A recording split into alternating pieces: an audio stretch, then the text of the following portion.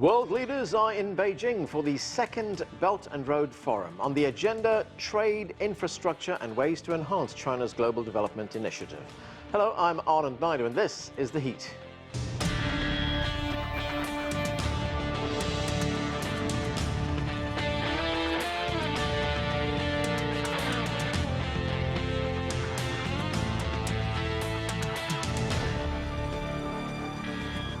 It was in 2013 when Chinese President Xi Jinping unveiled what would become his signature foreign policy initiative, a new infrastructure and trade Silk Road across land and sea linking Southeast and Central Asia, the Middle East, Europe and Africa.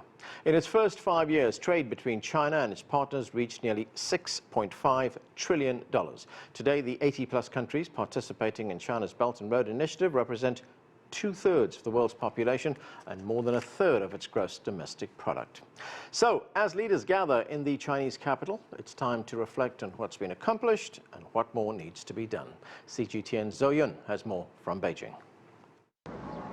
Well, hello there. A big day for the Belt and Road Initiative as government officials, business leaders and journalists from around the world gather here in the capital city of China, waiting for the opening session of the forum. And during the opening session, Chinese President Xi Jinping will deliver a keynote speech in which he's expected to give the guidelines for the future development of the initiative. And as we know, in the past 6 years since this concept was firstly raised, great achievements have been made, and so far over 120 countries as well as around 30 international organizations have signed the Belt and Road cooperation documents with China.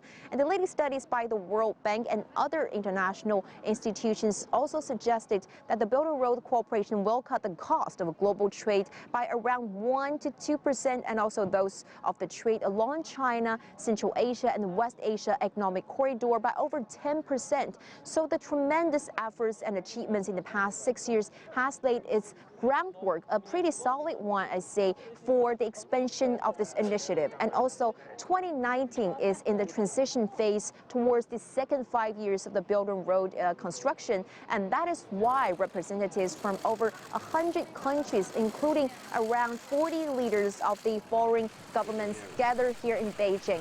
They're here not just to talk the talk, but to solve issues of mutual concern and draw a blueprint for the future cooperation to further enrich the Belt and Road cooperation.